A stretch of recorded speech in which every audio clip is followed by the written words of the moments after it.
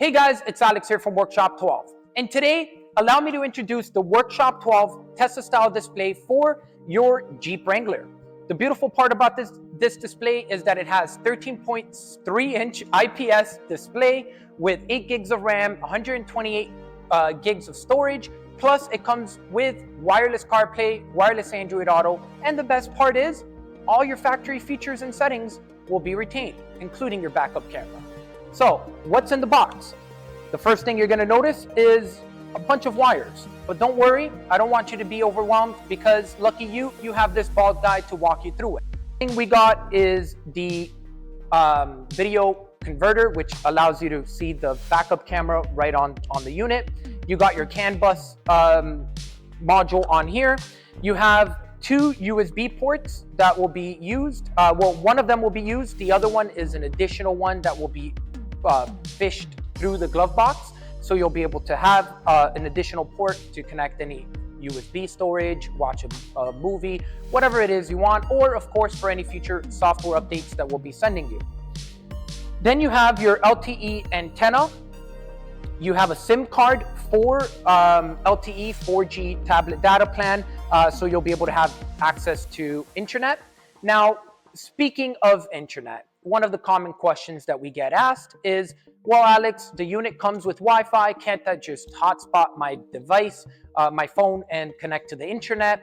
Yes, and all of those answers to your questions are mostly yeses. However, you got to understand the way wireless CarPlay works. Wireless CarPlay or wireless Android Auto works by using the Wi-Fi antenna of this unit, and it connects to your cell phone. So just like the phone you're watching this from or your computer, unless you got a custom built PC by, of course, this guy, don't mind him, he's actually building our PC here. But that being said, they only have one Wi-Fi antenna. So that means that your phone will be occupying that Wi-Fi antenna already. So if you want to have wireless CarPlay and at the same time watch a YouTube video or something, then you won't be able to do that. You have to pick, okay, I want to watch a video or I want to use CarPlay. But if you want to use both things, like watch a video and use CarPlay at the same time, then go to T-Mobile, go to a smaller provider and buy yourself a prepaid data plan.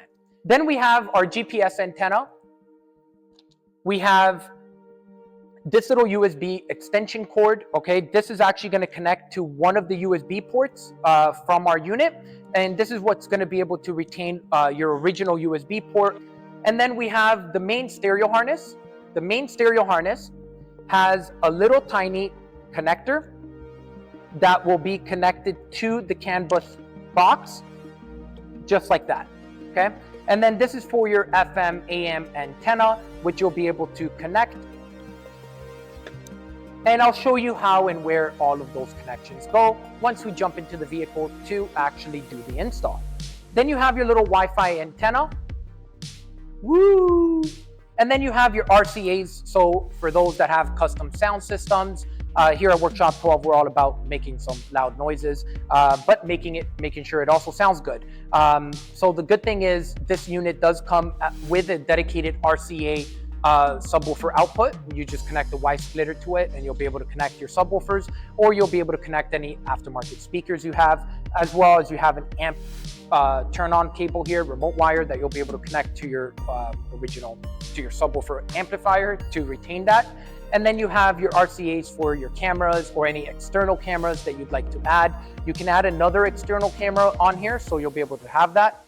And then depending on the variant of the Jeep that you have, this is for your speakers that will be used to pass audio to your car.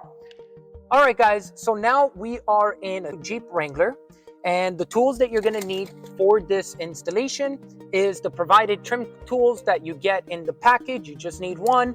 And then you also need a Phillips head screwdriver, and that's it.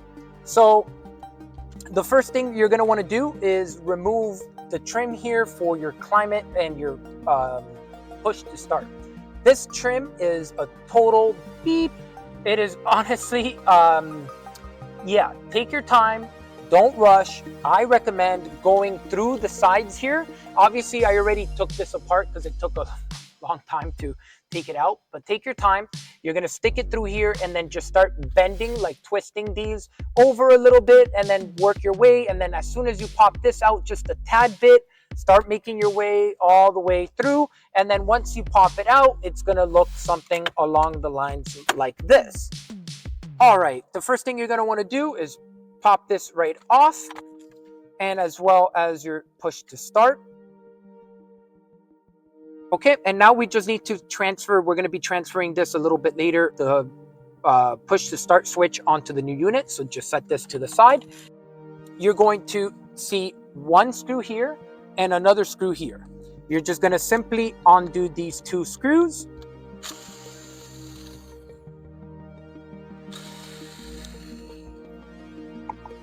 And then the trim here is just going to pop right off.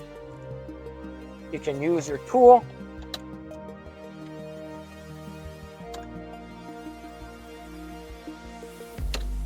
Okay, and then you have another 4 screws, 1, 2, 3, and 4. So I'll go ahead and remove those. And then now you're going to expose the wires here. You need to undo all of these wires. Okay, this is going to be for your FM, AM antenna, and then this red one is going to be for your reverse camera. And then you have your main switch here. This this main harness can be removed by simply pressing on here, and then this lever will come up. And as I pull up the lever, you'll notice the plug pop out. And then you have the micro USB one. So now you can set this to the side. Okay guys, I totally lied to you in the beginning. I told you need packing, the trim removal tool, and the Phillips head, but you also need one of these, a ratchet set with 732 on it. That way you can remove the push the start button and then switch it over. So the first thing we're gonna do is we're just gonna undo these 4 screws here. And also what you're gonna wanna do, guys, very important, you're gonna need to grab your existing clips.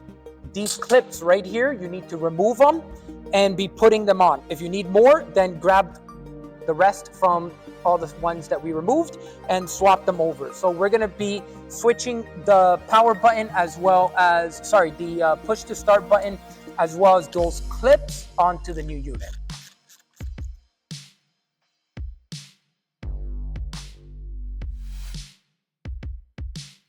Push to start, you have 1, 2, and 3 bolts. And now we're gonna go and transfer it over to the new one. And it just fits in the exact same position as all of this unit has been designed to fit perfect with your vehicle. So I'm gonna go ahead and time lapse this, guys, so you don't bore yourself while watching this bald guy do all these screws.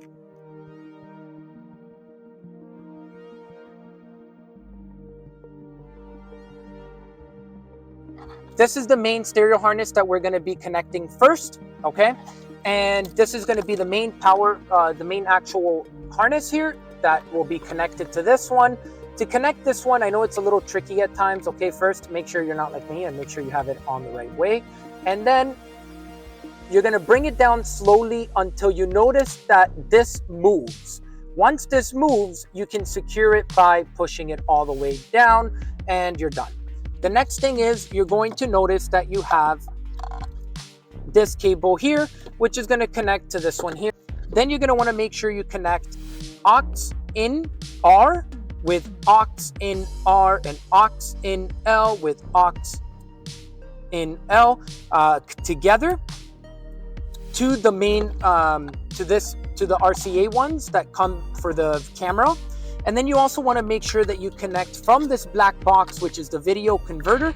You're going to want to connect the cam CVBS out to the one that is just labeled as camera. And you're going to connect that one there. Don't confuse this, guys, because I kid you not, you don't know how many people get confused where people are like, hey, you know, this is blue and this is red. Yes, that is the right way of doing it. Don't connect the other one here because then your reverse camera is not going to work. And lastly, we're going to Okay, yeah, that's it for this now. Then we're gonna go ahead and grab another wire, which is gonna be the USB one, which is gonna connect to this bad boy, just like this.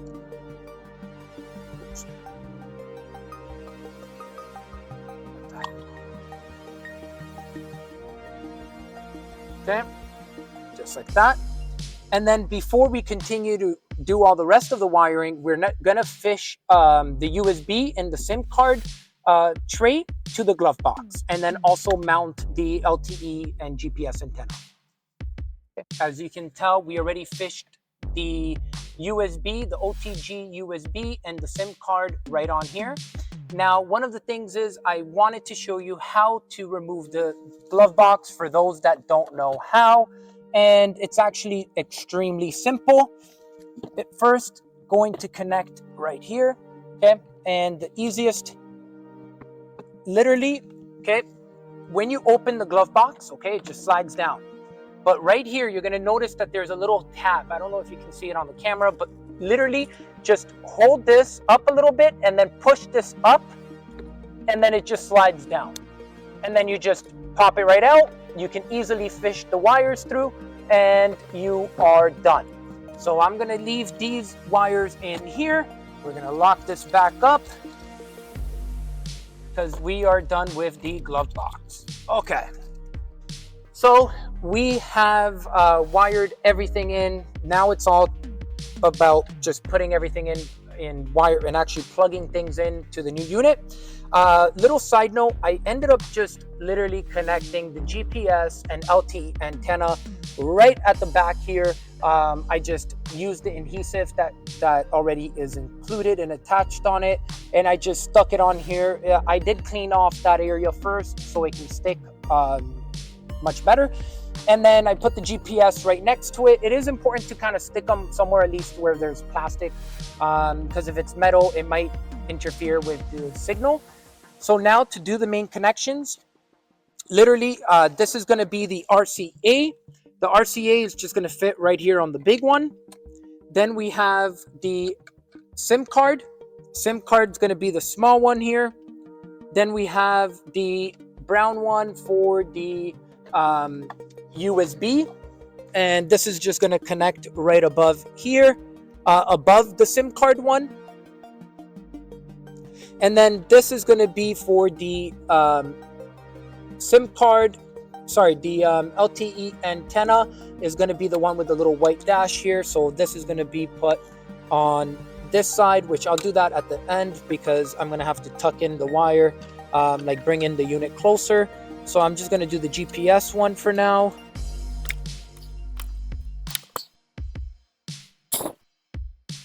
Okay, and then don't forget to connect your push to start button again. And then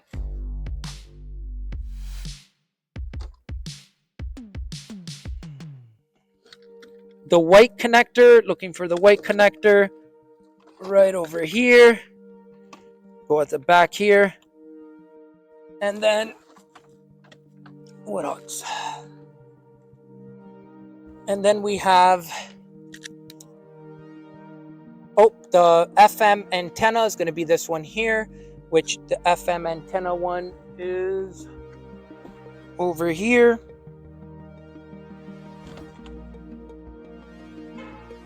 And you're just going to connect this right in here.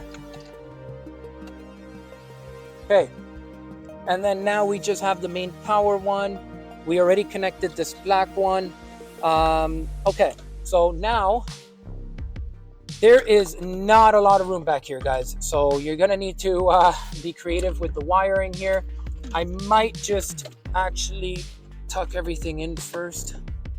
Maybe I should have done that first. Well, I tried. Okay, guys, so a couple of things to note. Putting all the wires back there was a total, yeah.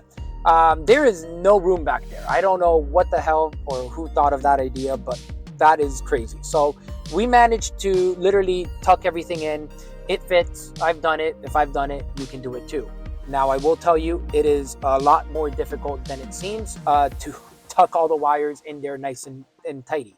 That being said, we are done. Now we're going to be taking some glamour shots and getting you guys doing a quick little software walkthrough so you guys can see what we're working with. And I did want to just put a little side note here.